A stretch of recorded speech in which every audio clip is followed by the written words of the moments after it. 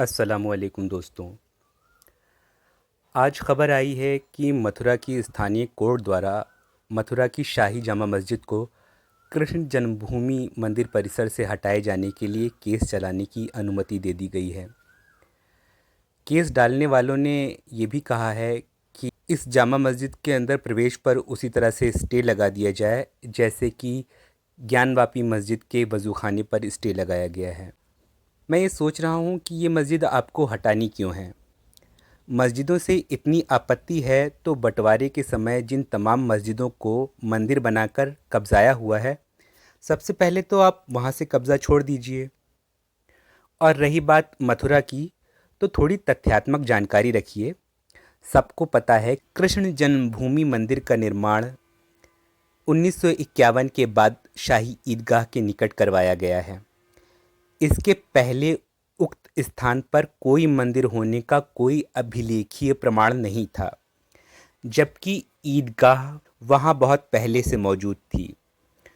तो ये तो बड़ी मसखरी की बात हुई कि किसी भी मस्जिद के पास आप मंदिर बना लें और चंद सालों के बाद मस्जिद भी हटाने के लिए ज़ोर लगाने लगें और मस्जिद की जगह पर दावा करने लगें। सोच समझ से काम लीजिए। अगर मंदिर के पास ईदगाह से आपको समस्या हो रही है, मंदिर और मस्जिद में दूरी आप चाह रहे हैं, तो हटना आपको चाहिए, क्योंकि समस्या भी आपकी है, मस्जिद वालों की नहीं है। दूसरे, मस्जिद के पास मंदिर को लाया गया है 1951 में। मस्जिद तो चलकर मंदिर के पास नहीं गई थी। अच्छा, जो ये शक किया जाता है, ये अंदेशा जताया जाता है कि मस्जिद जो है ये मंदिर परिसर में है, इसके बारे में भी बात कर ली जाए। देखिए, दरअसल सन 1800 के समय जब इस जगह ईदगाह अकेली खड़ी थी, तो ईदगाह के आसपास किसी पुरानी इमारत का मलबा पड़ा दिखता था, जिसके बारे में कोई कुछ नहीं जानता था। ये साफ नहीं था कि ये मलबा यहीं किसी इमारत के गिरने से बना है या कहीं और से लाकर डाला गया है। और अगर ये मलबा यहीं मौजूद किसी इमारत का था, तो किसी रिहायशी इमारत का मलबा था या किसी धर्मस्थल का, कुछ पता नहीं था। फिर मथुरा के ज़्यादातर भग्नावशेष बौद्ध धर्म से जुड़े मिले हैं। जैन धर्म से जुड़े भी कई अवशेष मथुरा से प्राप्त हुए हैं। इसलिए ये कहना भी मुश्किल था कि अगर ये खंडहर किसी धार्मिक स्थल के हैं, तो वो धार्मिक स्थल किस धर्म का था। कथित मुगलों द्वारा तोड़े गए किसी हिंदू मंदिर का, या हिंदू राजाओं द्वारा तोड़े गए जैन या बौद्ध धर्म स्थल का।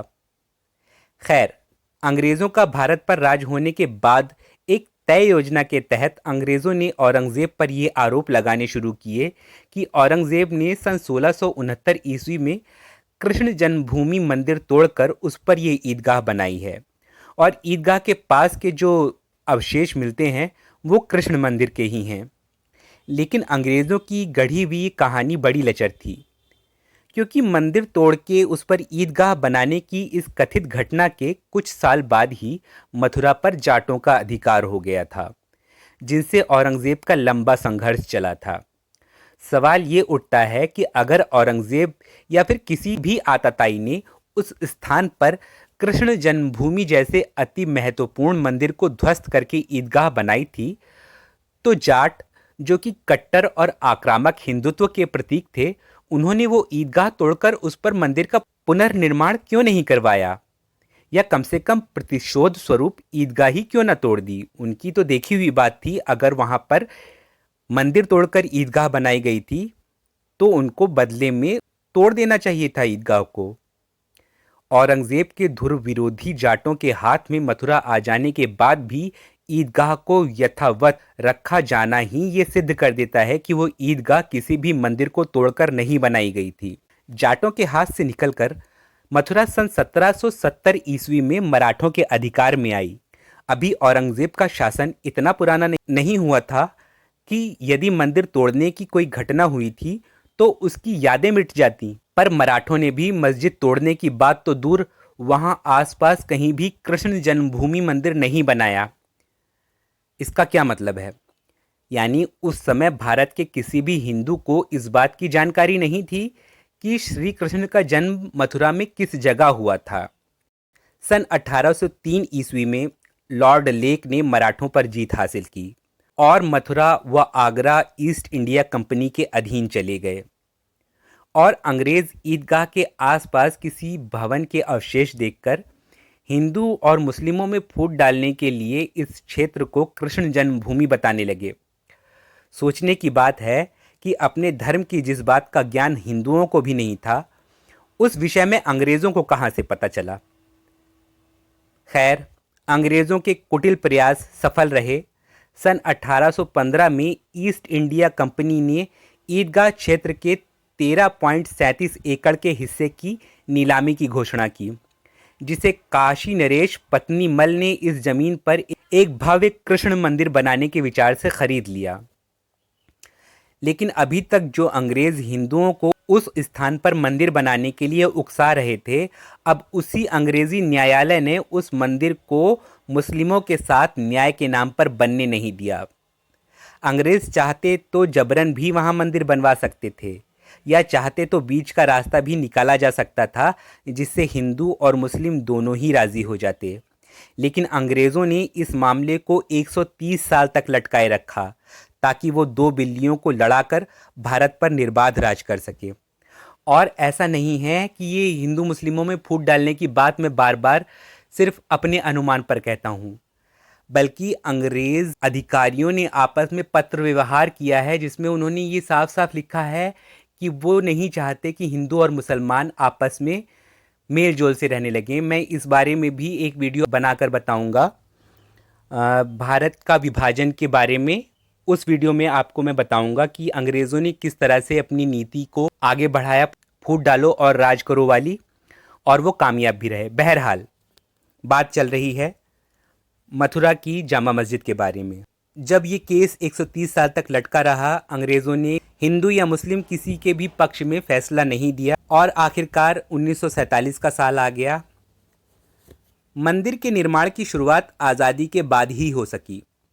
पंडित मदन मोहन मालवीय ने ये मानकर ईदगाह परिसर में ही मंदिर का निर्माण करने का निश्चय किया कि यही कृष्ण जन्मभूमि है।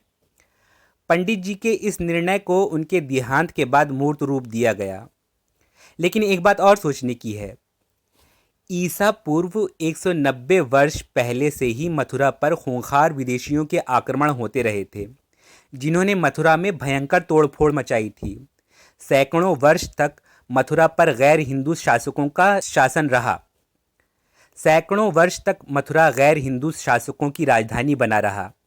ऐसे में मूल कृष्ण जन्मभूमि मंदिर तो बचा ही नहीं था।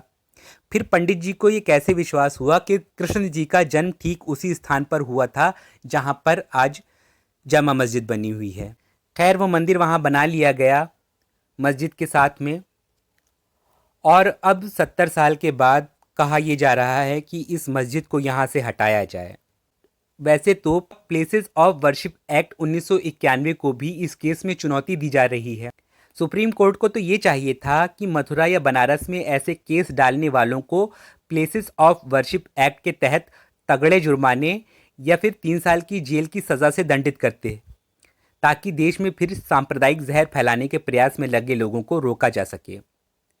पर पता नहीं क्यों ऐसा दिख रहा है कि कोर्ट भी जैसे चाह रही हो इन केसों को लंबा चलाना। खैर, उम्मीद अच्छे की ही करते हैं, उम्मीद न्याय की ही करते हैं, उम्मीद शांति की ही करते हैं। समझदार लोगों से उम्मीद है कि वो ऐसे केसेस में लोगों के बहकाने पे बहकेंगे नहीं, तथ्यों को देखेंगे, इतिहास को देखेंगे और समाज में भाईचारे और प्रेम को आगे बढ़ाएंगे और नफरत करने वाले तत्वों को मुंह की खानी पड़ेगी। शुक्रिया।